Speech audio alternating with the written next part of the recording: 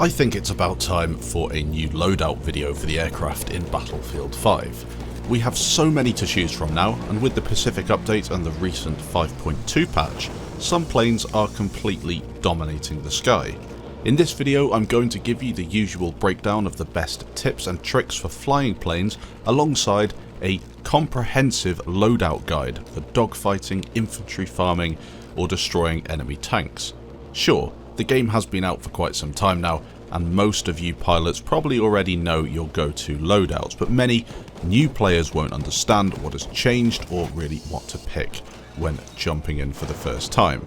It's also worth watching the video because I guarantee there'll be some things in here that you didn't know already, plus I've got some very interesting loadouts that you may not have used before. The way I'll break this video down is as follows. I will be looking at the best plane for each faction in various categories. As you all probably know, there are lots of planes and they all tend to excel at different things. The categories will be Dogfighter, Tank Buster, Infantry Farmer, and then an Allrounder. 4 categories, and of course I'll do one for the Allied and one for the Axis, because of course vehicles are faction locked. I'll drop gameplay of each plane in the background and also showcase the specialization screen. You can pause it on that specialization screen, take a screenshot, note it down, whatever you need to, so you can have the same loadout as me. The list that I'm going through here and a bit of the gameplay in the background, pretty much all of it's mine, but a couple of clips are from my friends Silk and Eros. Both have channels found in the description below. Silk helped me compile this list. He's a really good pilot. He focuses on flying in Battlefield 5 and has some absolutely incredible streaks on his channel. 150 plus kills in every game he plays, and he barely loses a match because of how skillful he is. Worth checking out if you want some pure Battlefield 5 gameplay. Just 30 seconds or so to go through some simple changes that you can make in the settings to improve your flying experience. Personal settings are very important and you need time to get used to them, especially sensitivity. There's no one size fits all. With controls, you want to have 20% vehicle stick aim sense for a turn speed bug. I think it makes the plane turn faster. Plane control sensitivity at 150% to enable you to turn the fastest possible. Gameplay, you want HUD motion off. A crosshair that stands out, purple or pink is usually best for me. And flight zoom radius maxed out. And finally, a really important tip, always check the scoreboard to see how many planes are flying on the enemy team. If there's a really good pilot and he's taken out, you can check the scoreboard to see if he's spawned back in the plane. Look for the little propeller icon that will indicate whether he's back in the sky. So starting out with loadouts, we'll go through the original vanilla mode, the stuff that the game launched with the Allies and the Axis, and then we'll go and look at the Pacific afterwards. Starting out with the best dogfighter per team. For the Allies, we have the Spitfire Mark VA. This is the king of dogfighting on the Allied side. You want to go for the 8x .303 machine guns, the smoke, the 250 pound bomb, the air radar, or reinforced wings.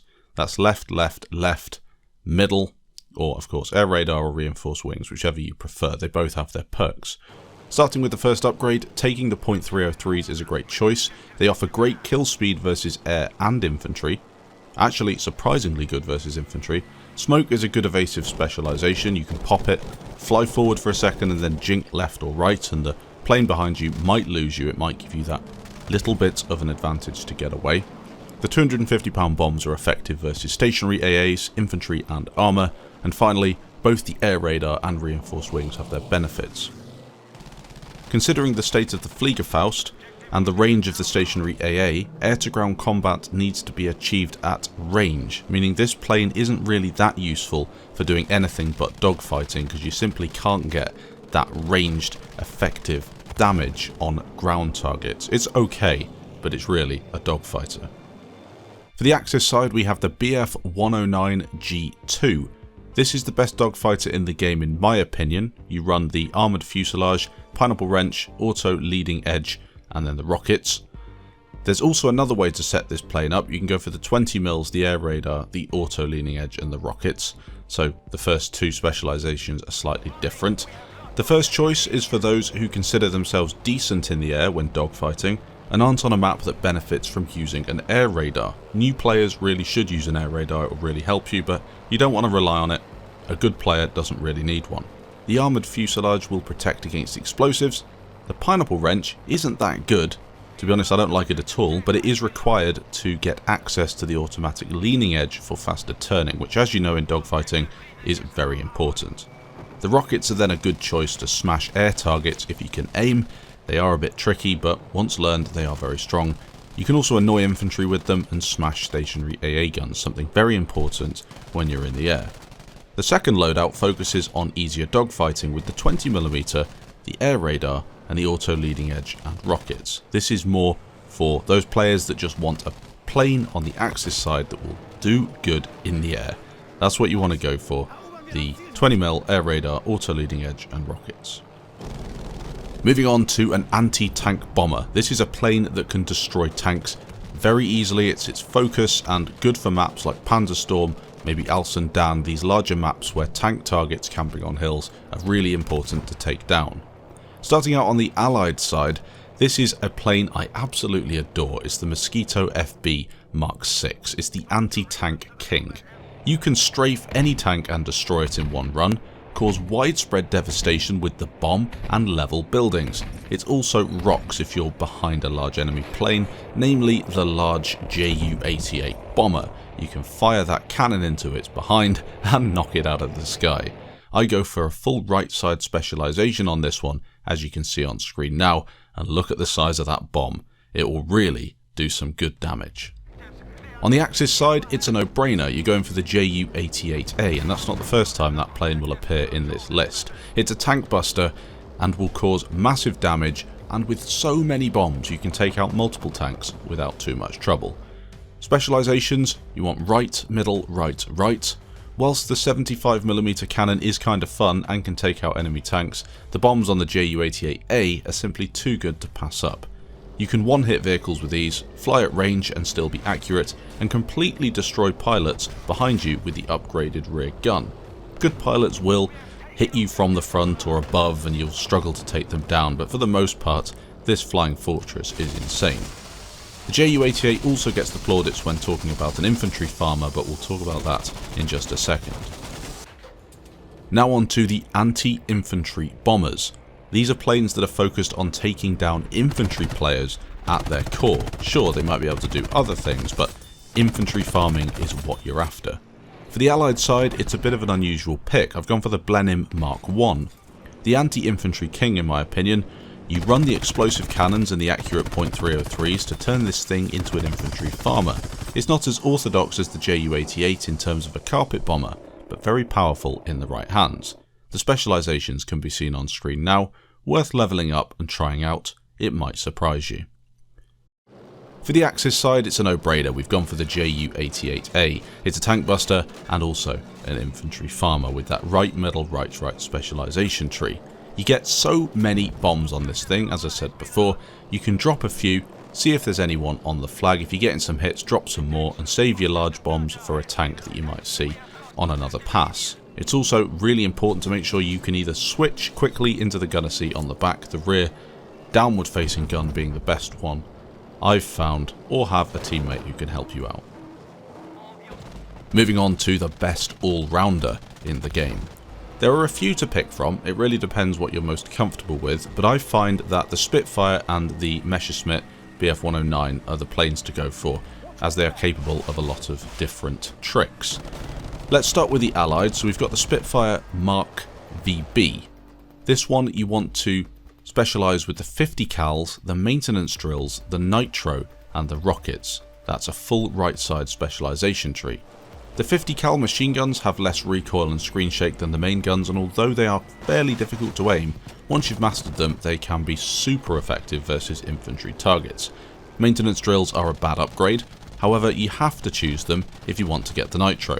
This gives you a massive advantage in air combat. Often you'll see in Battlefield 5 somebody slowing down in front of you and trying to get you to overshoot them. What you do in this case is just hit your nitro and overshoot them, loop round and get back behind them again. It's really useful and it gets you on the tail of a plane very quickly. The rockets are the final specialisation worth choosing as they deal damage at range versus armour. It's a good all-round plane. Is it something that I fly all the time? I usually specialise in one of the three categories we've looked at before, but it's definitely a plane that many people enjoy on several maps. For the Axis side, you've got the BF-109 G6. This again is a good all-rounder. I go for the high altitude package. These explosive rounds, I don't know how to pronounce that in German and I'm not going to attempt it, but they are very good. The armoured fuselage and then the rockets. The high altitude package is chosen to avoid using the wing repair specialisation because emergency repair is just better in every way.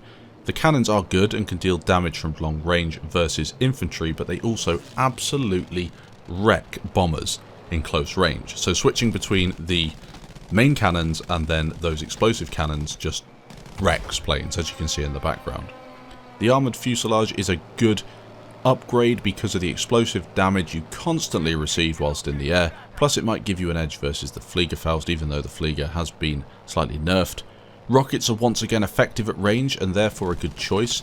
The German rockets are pretty good versus other air targets, but you really need to get good with aiming, and I know you can say that for anything. You just aim better and the weapon or the vehicle will be better, but these are very effective if you practice your aim and you get good with them.